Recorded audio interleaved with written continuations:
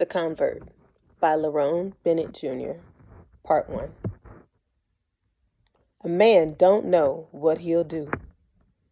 A man don't know what he is till he gets his back pressed up against the wall. Now you take Aaron Lott. There ain't no other way to explain the crazy thing he did. He was going along fine, preaching the gospel, saving souls, and getting along with the white folk. And then, all of a sudden, he felt wood pressing against his back. The funny thing was that nobody knew he was hurting till he preached that Red Sea sermon where he got mixed up and seemed to think Mississippi was Egypt. As chairman of the Deacons Board, I felt it was my duty to reason with him.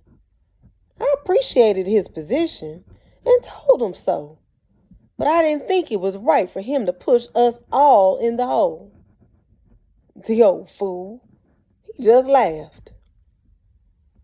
"Brother Booker," he said, "the Lord, he'll take care of me." I knew then that man was heading in for trouble.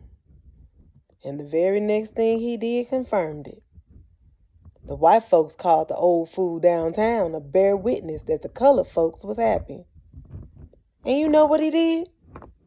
He got down there amongst all them big white folks and he said, "Things ain't gonna change here overnight, but they're gonna change.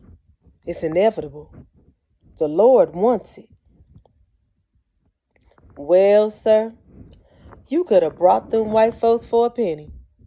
Aaron Lott, pastor of the Rock of Zion Baptist Church, a man white folks had said was wise and sound and sensible, had come close, too close, to saying that the Supreme Court was coming to Molina, Mississippi.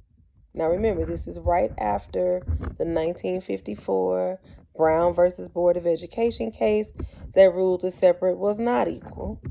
And remember, a lot of Southern folk back in those days resisted that change. And this is Molina, Mississippi. Back to the story. The surprising thing was that white folks didn't do nothing.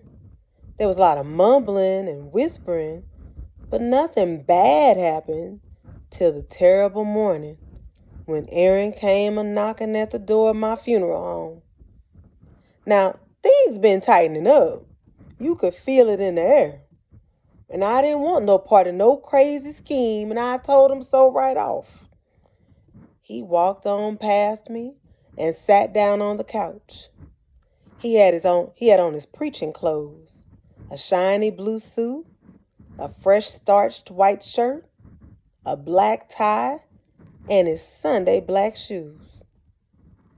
I remember thinking at the time that Aaron was too black to be wearing all them dark clothes.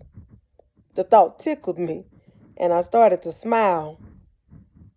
But then I noticed something about him that didn't seem quite right. I ran my eyes over him closely. He was kind of middle-sized, and he had a big clean-shaven head, a big nose, and thin lips. I stood there looking at him for a long time, but I couldn't figure out what it was till I looked into his eyes. They was burning bright, like light bulbs do just before they go out. And yet, he looked contented, peaceful, like his mind was resting somewhere else. "I want to talk with you, Booker," he said, glancing sideways at my wife. "If you don't mind, Sister Brown." Sarah got up and went into the living quarters. Aaron didn't say nothing for a long time. He just sat there looking out the window.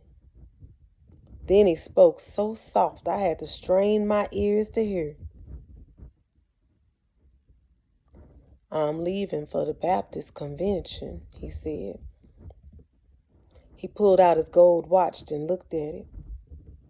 "Train leaves in about 2 hours. "I know that, Aaron." "Yeah, But what I wanted to tell you was that I ain't going Jim Crow. I'm going first class, Booker. Right through the white waiting room. That's the law.